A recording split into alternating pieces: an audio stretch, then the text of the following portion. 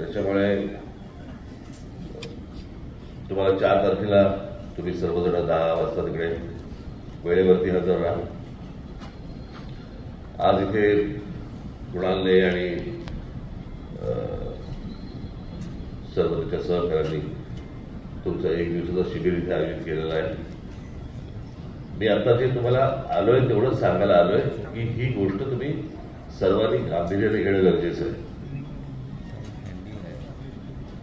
निवडणुका येतात, निवडणुकांना कशा प्रकारे तुम्हाला सामोरं जायचंय, कशा प्रकारे कोणकोणत्या गोष्टी तुम्हाला समोर येणार आहेत, त्या कशा प्रकारे हाताळायच्या आहेत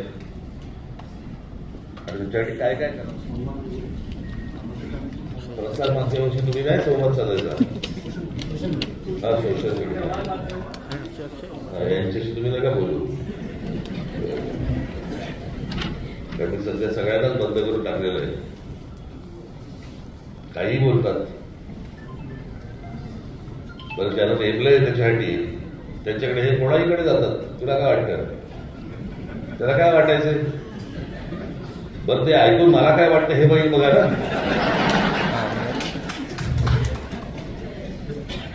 पण आज हा सगळा विषय तुम्ही सर्वांनी अत्यंत गांभीर्याने घेणं गरजेचं आहे.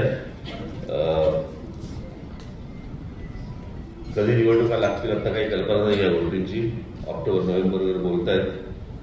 पण आपली तयारी पूर्ण असली पाहिजे या दृष्टिकोनात हे शिबिर आहे.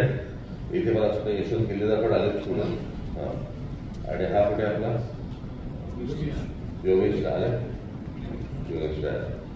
तर प्रत्येक विभागाची ही अशी शिबिरं 4 तारखेनंतर होतील.